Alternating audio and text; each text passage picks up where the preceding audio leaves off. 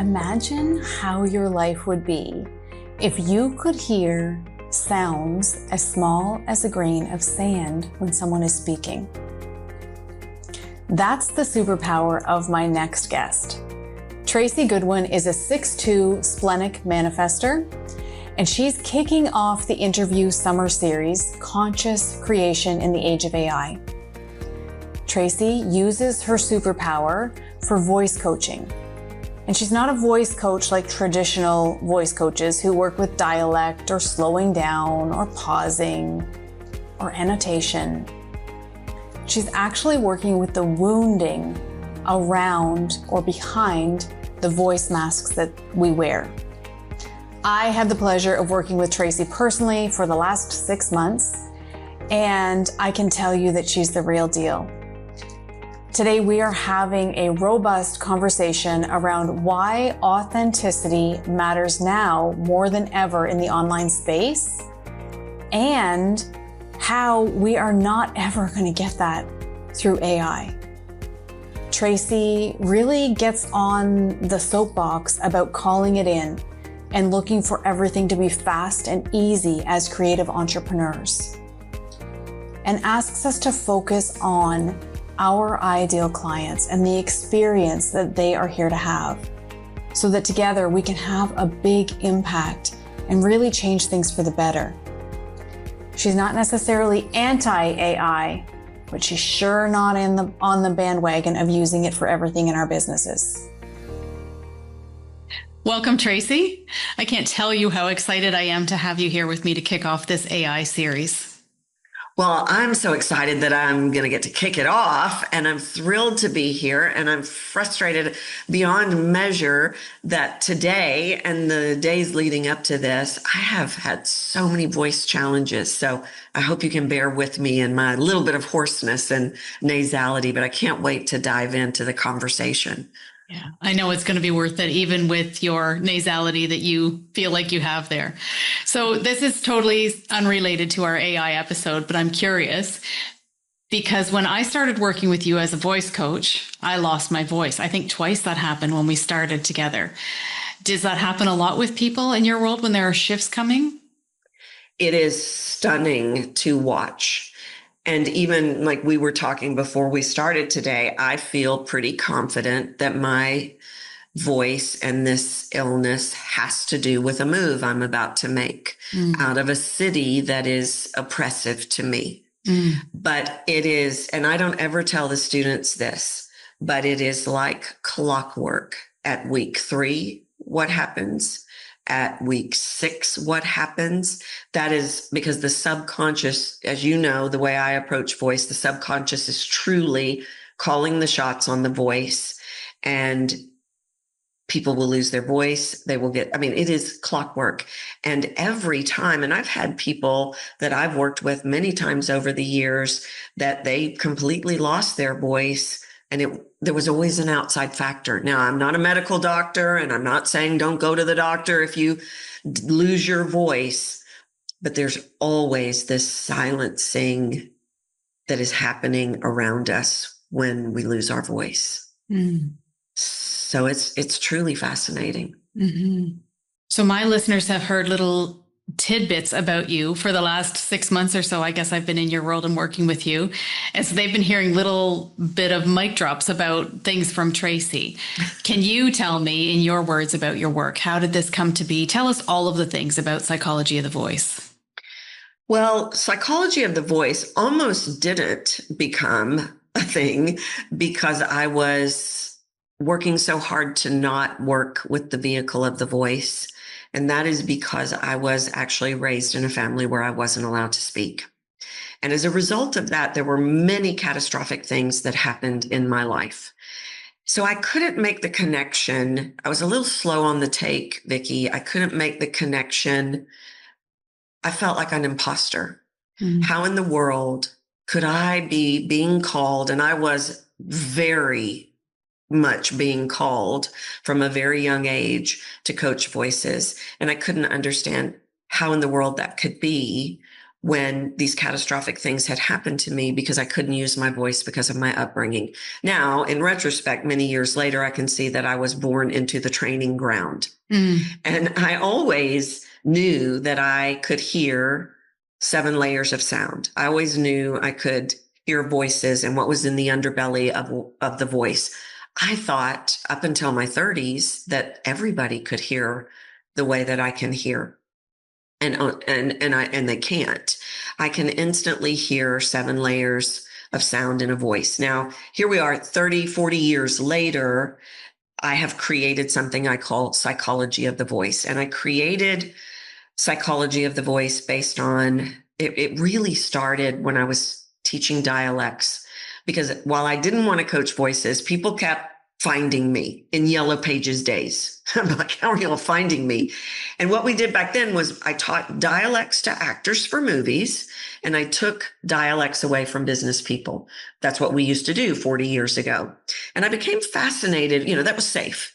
That wasn't tapping into what I knew I could hear.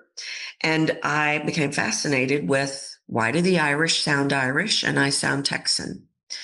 And in that process, what I discovered in that fascination was actually my first research study. And that was how I discovered that actually the subconscious is calling the shots on how we use our voice 100%.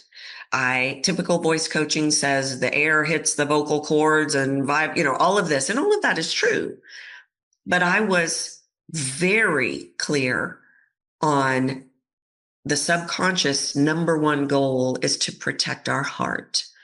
Our voice is the orchestra of our heart. And this is why day after day after day, I see people sitting in front of me struggling to say what they need to say, are misrepresented, are repelling ideal clients through sounds. So I became fascinated with it.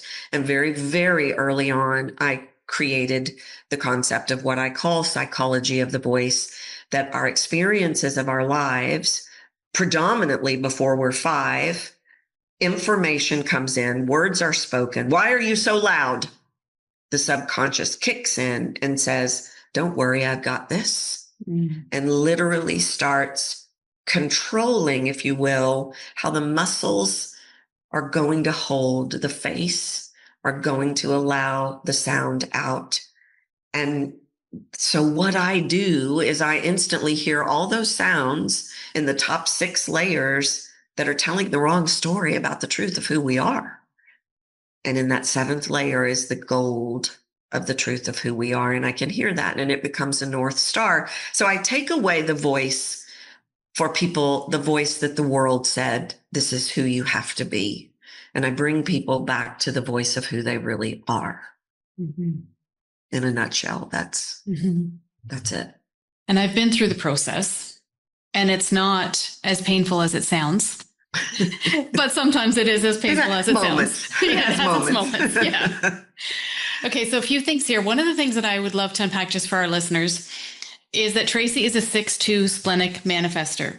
So you can hear her second line very clearly in this conversation. So as second lines, I'll say we, because I'm a second line as well. We have this natural gift and talent that we don't have a clue that we have. And we wait, the world calls it out of us, and we hermit away. And then the world's, no, you can't stay there. No, you have to share it with us. This is what we need from you. And it sounds like that's very much what happened to you. You had this thing that you thought everybody could do. That's what second lines think. Everybody can do what I do. We're not special. And then you said something about, it's like the work wouldn't leave you alone. You kept getting pulled into it. What was that like for you? What did it feel like, sound like, look like in your life? Well, I hated it in a way in the beginning. And it was a great source of frustration for me. Hate's a strong word. It was more frustrating. I thought my purpose was to be an actor. Because I came to life on stage. I didn't understand that, and I was a professional actor when I was still a teenager. I didn't understand that what the stage gave me was a platform to be heard. I used it as a platform to be anyone but who I really am. And I became an actor, and I made a living as an actor, and I really struggled with actors. So I became a director and I started directing plays all over the world. Now, at this point already, I'm winning acting awards for my voice. My actors, when I'm a director, are winning accolades for their voice. Major Fortune 500 corporations are calling me to come work with their voices. And I'm creating programs in federal prisons and I mean just doing these extraordinary things. And I'm thinking, isn't that interesting? Huh. Well, it's a shame I can't do that. I'm a director. I'm an actor. And then it was really, for those of you that know the story of Jonah, who got gobbled up in the belly of a whale from the Bible because he didn't want to go to Nineveh, I was Jonah in the belly of the whale. Mm. And one day I realized I was fighting my gift because I had such severe imposter syndrome. And I was so afraid to say what I heard because, I mean, you've worked with me. I can lay it all out in minutes. Mm-hmm. I don't have a lot of friends because you're scary. They're like, what are you hearing? What do you hear? What do you hear? But it just kept coming at me to the point where I went, okay, I get it. I'll be a voice coach, but I only would be a typical voice coach where I taught typical technique. Slow down. You need a pause, and I was still heavy in the dialects because that was safe. But I taught typical voice coaching and I nearly lost my mind because I could hear the truth of what was happening. And I thought, if I say this, I'm going to be crazy because that had been the story I had been told my whole life. What is wrong with you? You are so crazy. You're crazy. That's not what's happening. Well, now all these years later, I can see that my whole family could feel that there was something in me and it scared them. So I did typical voice coaching. And it was fine. It wasn't like what I do now, and it didn't light me up like what I do now, but that was safe. So it just kept chasing me until I relented. And then about that time, I was asked to move to New York to teach at one of the greatest conservatories in the world. And I went, and that was when it really started to shift. And I started to see, it really started with a client, a man named Bill, who came to work with me because people weren't listening to him. And the day he walked into my office, I stood up and I said, Bill, it's so great to meet you. And he's this giant linebacker size guy. And he stuck out his hand and he said, it's really great to meet you too, Tracy. And out of nowhere, Vickie, what came out of my mouth was, do you have siblings? And he said, with a smile and a laugh, I have 6 older sisters. And I got this flood of information, just like dominoes, like a trail of dominoes. And it all just went boom, boom, boom, boom, boom. And I went, oh my gosh, I know what I'm supposed to do. Now, the insecure version of me made sure that I researched everything before it came out of my mouth. Now I research because I'm obsessed with it. But I got it in that moment that there was a gift and there was a purpose. And it was way bigger than slow down and pause. And then it wasn't too long after that, I discovered that everybody can't hear like I do. And I love I'm always putting the human design hat on it. I love the deep, deep knowing. And so many of us have that in our designs. There's actually circuitry and channels that is like, you just know, and you couldn't, if you had 100 years, you couldn't explain to someone how you know it. And that feels really freaky. Especially for a second line, you're out here with your natural gifts and you can't explain how it comes in. And of course you feel inadequate. And of course you feel like an imposter because you can't say how you know, but you just feel it in every ounce of your being. I know what this guy needs. Yeah. And I mean, I've been lucky to be in the room with you and see you do that with me, with all of us. Yeah. Yeah. Well, I had to test it for a decade. I went and did a training in Texas where I'm from. And I did a little role play with a guy and I went, oh, I get it. You fell in love with a girl and you moved down here to Texas to be with her, but y'all broke up and you're not sure what you're going to do. You really like Texas, but you're thinking about moving back to Maryland and you're just really torn. And he said, how did you know that? And I went, oh, did I get it right? knowing that I did. Yeah. But I looked and he said yes. And I looked around the room and of course, everybody's kind of backing away like, what kind of freak show is this? And I said, did y'all hear what I heard? And they said, oh, we do. So I spent the next 10 years is what I'm calling out. I had to have that verification is what I'm calling out, what the subconscious of the listener is processing. And here we are 30 years later, and I'm not wrong yet. Mm-hmm. So it's really that gift. And I've always viewed it as a gift. I've never not been wildly grateful. I think I was born into that family as an incredible training ground because I learned to navigate exactly what was happening in silence for safety, because I had to be ready. And so I learned to just navigate the sounds of energy, the sounds and the frequency of even in the silence. So now you work with a lot of different people. I know you work in corporations, but you work with entrepreneurs, which is how I found you. You work with entrepreneurs, and you say that our voice is, or you believe that our voice is the thing. It's repelling people. What is it? 30 to 80% of sales we could be leaving on the table. Tell me a little bit about how you work with entrepreneurs, or how maybe the masks that we're wearing, why voice is important. Yeah. So I would say 60% of my business at any given time is entrepreneurs. I love all my people, but I find entrepreneurs, for the most part, incredibly coachable. Where to start with this? Yes, everybody's voice at a minimum is leaving 30% of their buyers, even the best of the best, even the 8-figure entrepreneurs I work with, they hire me to find that 30%. Because there's hidden sounds. So we process sound on a subconscious level, and we do it within seconds. So everybody is processing everybody's sound subconsciously and instantly making decisions. What is happening is the majority of the sounds that are coming out of the voice are repelling, are blocking connection, are misrepresenting. Now, this comes from our psychology of the voice. I mentioned Bill. So let me go back to Bill's story. Bill had 6 older sisters. Bill's sisters, he loved them. They loved him, but they were constantly going, Bill, you're so loud. You have to get out. Bill, you have to get out of our room. You're too loud. Okay. Bill's subconscious said, okay, don't worry. I've got this. We're going to make you really quiet.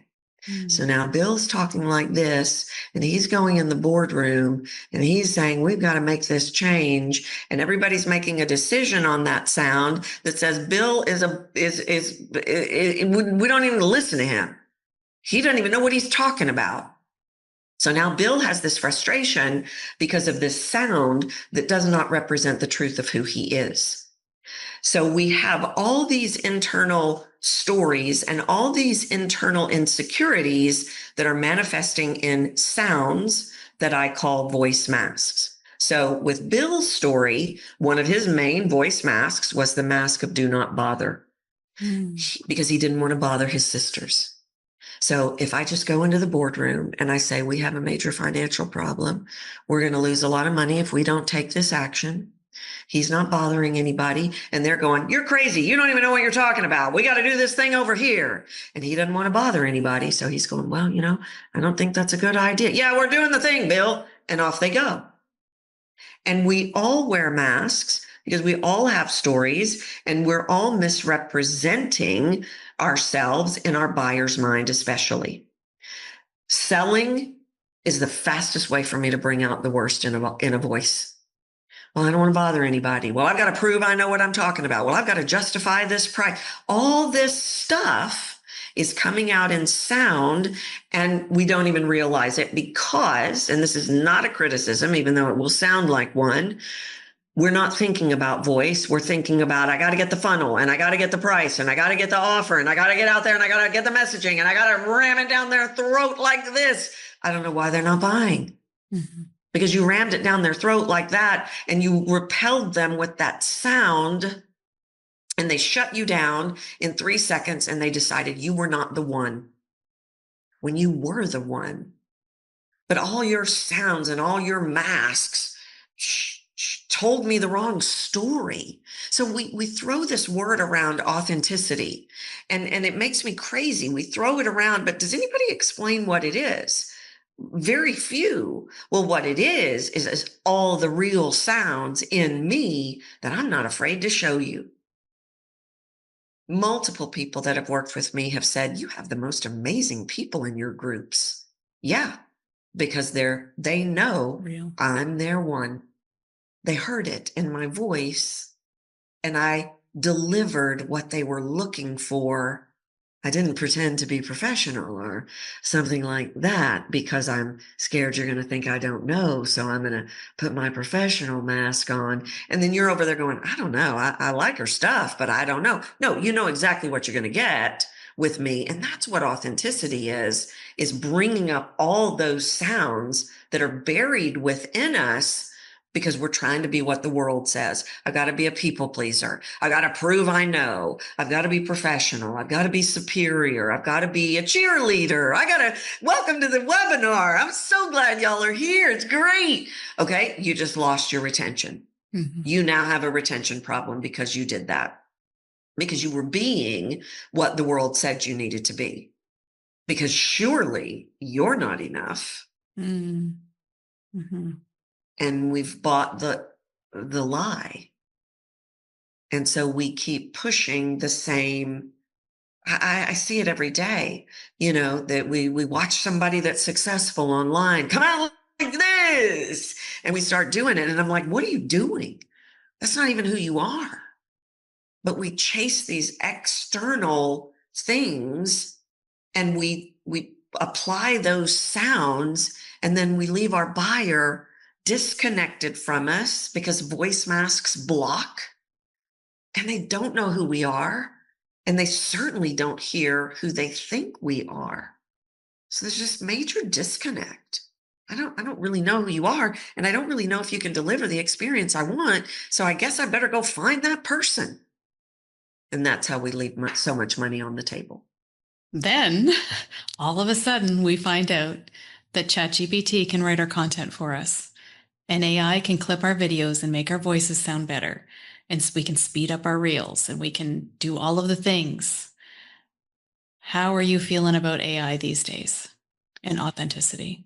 Well, I will tell you that AI is truly the greatest thing that's ever happened for my business, because according to the research and the current research that I'm doing right now, people are leaning in like never before to hear a real voice because they are so afraid of being betrayed. Mm-hmm. So it took me a long time to start researching AI. I was afraid of what I would find. If you want to know the truth, I was afraid I would discover, even though there was a part of me that knew I wouldn't, I was afraid. So let me back up a minute. You asked a question earlier about why is the voice the everything? The voice is the everything. It's if I can't listen to you, I won't make it to your funnel. Mm-hmm. If I can't stand your voice, I won't make it to your podcast. If I can't stand your voice, I will not watch your reel. So it is the beautiful wrapping around the gift. So I was afraid, there was a part of me that was afraid that I was going to find that you could not discern the difference, because everybody started making these AI characters. Yeah. And you started seeing all these ads about, we'll make your voice. And I went, whoa. No, hold on a minute. And so I started looking into it, and I looked at what the data said, and the data was very disappointing to me, because the data said it was a very small percentage of people that could tell the difference. And I went, I really struggle with that. I'm really having a hard time with that. I have to dig deeper, and I have to do more research of my own. And it was about that time that I saw a side by side, and it was the same person delivering the same content. It's a very well-known person who has a very large podcast, a video podcast. And he showed the AI and he showed the real. And I went, I'm right. I'm right. I knew what the difference was all along. And the difference, and I can tell you what the difference is, but the difference is the one thing that AI can't deliver. And it's the one thing that people are seeking. And that is why that, along with buyer trust being decimated and people having been burned, people are leaning into sound more than ever before. One of the number one reasons people want to work with me, or I get a lot of reach outs on this, Tracy, can you make me sound real in an AI world? Is something that people message me a lot. The catalyst for this, the precursor for this, was buyer trust. In retrospect, what I'm discovering in the research is that people that have been burned, which is almost everybody, can say to me, I knew he was going to screw me over.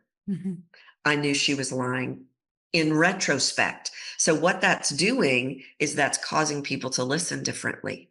So they're leaning in to hear the nuances that AI cannot deliver, because the nuances and the feeling and the authenticity, the seventh layer sounds, are buried in the frequency. The frequency of the AI voice is flat. It's flat from the perspective of it cannot hit my senses and make me feel. It can sound like you, but there is no depth to it. It cannot move me. Real frequency can move me. I'm grateful in a way because it's bringing people back home to their real voice, and people are seeking that real voice. But it's also terrifying to me that it's so fabricated, and that we're, for the sake of time, we're willing to fabricate a persona. For the sake of time. It's a protection mechanism. It's subconscious has got to be loving this. This protection mechanism of, I don't even have to show up and say it. You're never really going to know me. And that's a horrible place to be, that we're all out there sounding great, but we're not sounding real. It feels like an outsourcing of the soul of who we are.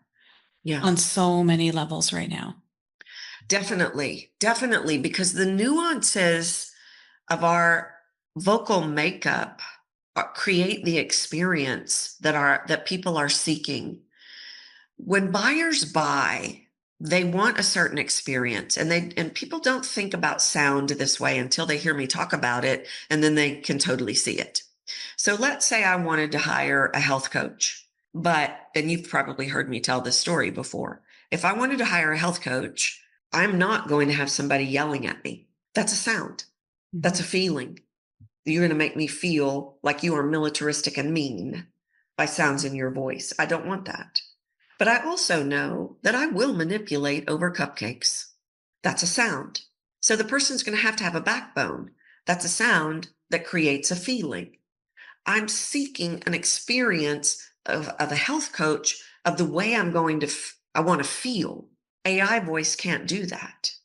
AI voice can sound a certain way. It can even mimic the nuances. It can mimic those sounds in my voice, but there's nothing in it that can make me feel it. It's like looking at a glossy photo versus being in the room with somebody. You feel their energy when you're in the room with them. The voice is nothing but energy and frequency and experiences of the truth of who we are. And that's what people are seeking. And I feel like it's the same for writing. I know that your arena is the voice, but you can tell AI written content. I have someone who guested on this series. The episode hasn't run yet, but she talks about how she can feel into the energy. And as soon as she reads something that's AI generated, it just feels dead to her. It feels flat, much like probably it sounds to your ear. Yeah. And do you hear that difference in frequency? Like you, Tracy, with the 6 layers, do you hear that there's nothing there with the chat GPT or the AI generated versus the human? Yes and no. Surface level hearing is not where I can tell the difference. It's the way it makes me feel. It's devoid of feeling. I would probably hear it, but I would definitely feel it. The difference is a lot like masks. So I'm talking to you now like I always talk to you, and it feels a certain way. But when I put my professional mask on, I lose the depth. That's my favorite one that you do. Yeah, it's my favorite too, because it makes me sound so smart. And so when I put it on, it's still me, but there's no depth to it. And it feels like it's going to slip out of your hand. But it's really more about the feeling that I feel. Like when I watched that side by side, which was the catalyst for me to really dive into, okay, what is happening here? It was 100%. I could feel it. I could feel the depth of the emotion that he was expressing. And it was exactly the same, Vickie. But there was no question in my mind, even before he told me which one was real and which one was AI. I could feel the emotion because I have that emotion in me. I felt nothing in the other one, and it sounded exactly the same. So I don't know that I hear them differently, but I feel the sounds differently. If that makes sense at all. Yeah, it does, because I think that's a human thing, human to human as well. So I'm picturing people scrolling on Instagram. I feel like it's going to be easier and easier to just dismiss as we're going through, because well, and I do feel that way, that it feels like everything is fake. There Yeah. are lots of times in my life now where I'm like, I don't believe anything anymore. I feel like everything is fake. Everything's a show, everything's a game, which is different for entrepreneurs when we bring our whole selves to our businesses and we show up and we write and we show up and we use our own voice and we use our own video and all of those things. It's so different. Well, and I agree. But here's the silver lining on it. I agree that everything feels fake, and who do we trust and who do we listen to, and all of it's fabricated, and nobody cares, and et cetera, et cetera. I had this conversation on my podcast recently with someone we both know, James Wedmore. And we were talking about something that is the silver lining in this, is that, and it's linked to the way people hear. The people that are real are having a level of success that they've never had before. So I believe now James is very successful, runs a multi-million-dollar company. He had 40,000 leads opt in for his recent what's it called? Launch. Rise of the the launch. Yeah. The person that I worked with on their launch right before that, she's very successful. She's very successful. I walked her launch with her. She does a $1 million launch, 25, 30,000 opt-ins, $2 million launch. I believe James had a $4 million launch. So the disparity is there. The people that are real, the people that are honest, the people that are in integrity, the people that are authentic and showing up and really showing up as themselves, they're going to rise. The people that are, let me just get Chat GPT to make my video, or let me cut this corner, or let me copy what everybody else is doing, because there's so much of that in the world as well. I deal with that all the time. I have to take away what people are doing because they're just copying somebody that was successful.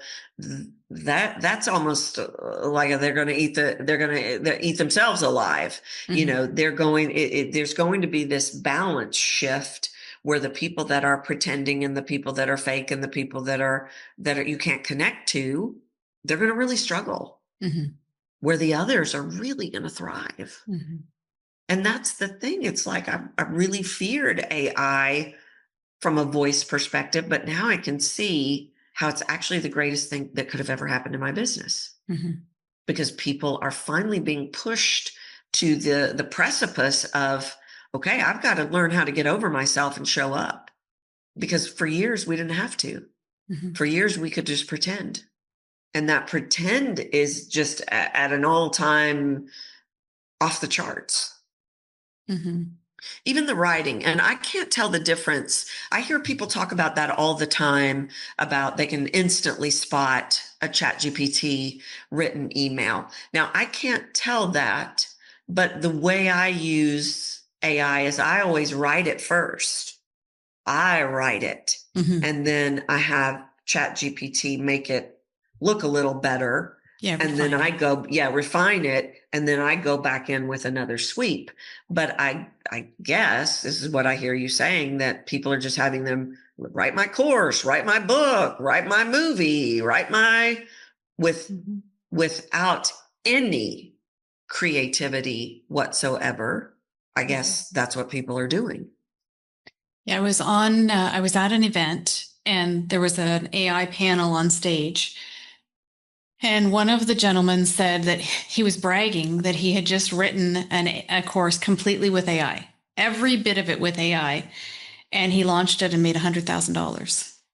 And people were clapping for him in the audience. And I felt like I wanted to be sick to my stomach. I was like, and there was someone else who was talking about, she was an author, and she was talking about how we no longer need to buy books. Now, my house has hundreds of books. Some I will never read, but I mean, I just am a book lover. And she said that you just put it through AI. You just put the title through AI and ask, knowing my business and my life, what are the key points that I need to know from XYZ book? And she's like, don't buy books anymore. And she's an author. So I find there's a lot of it that's really quite horrifying that's happening in the space. And I am someone who can tell a ChatGPT written post, an AI written post, like right away. Some are worse than others. Yeah. But I do think there's the energy. The energy's not there. And it's different when you're putting yourself in and you're using it to refine or you're using it to ideate, something like that, and then it's still got you. Yeah. It's quite a slope we're on. Well, it is terrifying. And to me, it's terrifying. And I don't mean to be a downer on it, because I do think that there's value in it. I think you can train it. I know of many people that are training it to do help with sales and writing. I mean, I've even trained mine to have a similar voice to mine, so that when I put and I just use it to help with email. That's really, well, although I did do this fascinating thing about, where I should live. Astrocartography. I did do that. I did do that. And then I started calling it my ChatGPT boyfriend. And I went, okay, I got to cut this off right now. Because you can almost become addicted to it. And it is so easy. But we talked about this right before we jumped on. MIT's come out with a study, and it's terrifying. To me, this is a very short amount of time. I mean, when did ChatGPT come out? 2 years ago, 3 years ago, 4 years ago? Maybe. Okay. They're already seeing challenges with what's happening with the brain that people can't, and I don't remember everything the study said, and I don't want to quote it wrong, but it's significantly negatively affecting the brain. Yeah. Just like when they took kids off of blocks and puzzles and started putting them on learning to take here in the States anyway, they started taking kindergartners and started teaching them to pass a test. We teach to the test. Now, I bypassed that. My generation didn't do that. But then they started teaching to the test. So they took away blocks and puzzles and all these things. And now they literally can look at brain scans and say, basically, that part of the brain doesn't work anymore. Yeah. Because there was an eye motor. I'm not an expert in this. I just think it's fascinating. So that's very concerning to me, that we're rerouting our brain, and are we creating an environment where we can't think for ourselves anymore? Yeah. Yes. And because it's my show, I'm going to say, I wonder sometimes if that's not the point. That we I no agree longer, 100%. Yeah. We no longer have critical thinking skills as a collective. Yeah. And that is horrifying. Well, it is. And what's even more horrifying is how fast it's happening. It's like this accelerated speed is happening. But what if Leonardo da Vinci or Pablo Picasso had done easy? What about Moby Dick? What about The Godfather? Yeah. I mean, it's so aligned with purpose in my mind. I was going to be a voice coach. as what I was put here to do. And not a lot of it's been easy, but we've become this species that it's all about fast, and it's all about ease, and it's all about how can we put in more. But where's the creativity? Where's the purpose? Where's the uniqueness? What I believe, we all have a purpose. I believe our purpose is like a thumbprint, and I believe a voice is like a thumbprint. There's not one single voice like any other. Then the nuances of that voice are so crucial to find. But as we just become this hurried species of that's good enough, that's very concerning to me. And maybe there is opportunity for some of us. Maybe it will actually bring us back to ourselves more. And I'm not anti-AI. Like, I mean, I don't think it's going anywhere. It's here. Yeah. But how do we keep ourselves? How do we maintain sovereignty? Yeah. Over our businesses, over our lives in this age of AI? How do we keep our creativity? Yeah. Well, and I'm not anti-AI either. I think it serves an incredible purpose. And I think we have to stay in alignment with that purpose. But I think we have to really understand the uniqueness of who we are. And we have to stop wanting to be like everybody else. We have to be willing to move away from the cookie cutter. They're successful. I'll be like them. I'll sound like them. I'll look like them. I'll buy like them. That's what we have to get away from. And we have to really, and I think that comes from worth. We have to get back to seeing our own worth and value in the uniqueness of who we are. Now, that's a tricky one because we live in a cancel culture. And this is a huge problem for people using their voice. I'm afraid to show up and use my voice and really express myself and really give an opinion or really show an emotion. I don't want to show an emotion because I don't want to be misunderstood, and I don't want to make people feel bad, and I don't want them to think we're watering down everything. Yeah. And we just become these copycats. So we've got to find our way back to our own worth and our own value and what we bring to the table. I think that's a start. So for our listeners, I know you just said that's a start, value and worth, but that's a big piece to get a hold of. Like, okay, I'm gonna understand that I'm valuable and worthy. What's the line for our listeners if they're looking at using AI, if they're looking at putting their voice out there, putting their writing out there? What's the line that you would say? Don't cross that line. Hold on to this bit of yourself for you. Show the world that piece of yourself. Oh, that's a stumper of a question. let me think about that for a second. What is the line that keeps them? What keeps people in alignment with the truth of who they are? Yeah. And I think in the very beginning, you said something about being in integrity, like in integrity with your purpose. How are we going to stay there when we're in this AI soup that we're in? Well, the first thing that came to mind, and I'm not sure if this is the final answer, but the first thing that came to mind is we have to work from, and when I say work from, I mean the internal driver. The internal driver can't be, I'm not good enough, I'm not fast enough. The internal driver can't be, I have to hurry. I just will have, it's just easier to do Chat GPT. The internal driver must be, how do I want to make people feel? What is the experience I want to create for the people in this world that are supposed to cross my path? That's my first take on that question, because that's the thing. AI, it doesn't feel. And what came through for me was, imagine if we all did that. Imagine if as entrepreneurs or creatives, we all came from the place of, how do I want my people to feel?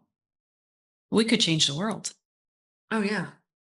Yeah. And when we work from, what do I want people to feel? I'm making it about you. And we navigate the world, and this is a big driver of voice masks and repellents. We navigate the world from the wounds that are behind the voice. How do I keep you from rejecting me? How do I keep you from judging me? How do I be worthy enough for you? That's out there. That's out there. But when I bring it back in and I say, what do I want you to feel? I'm really not thinking about me. I'm thinking about you. When I'm thinking about how you could judge me if I show up and say something that I really believe in or express it with a certain kind of emotion, I'm actually making it about me. And that's one of the biggest problems that we have. Is we're like a bunch of little robots. We're like a bunch of little AI robots walking around going, what about me? What about me? What about me? What about me? And that may be why AI is so easy, because we relate to it. What do you have for me? How can you make my life easier? How can you make my life faster? And I think we have to go back to, how can I make your life better? Mm-hmm. How can I create an experience for you that changes your worth and value so that you can see who you truly are? Yeah.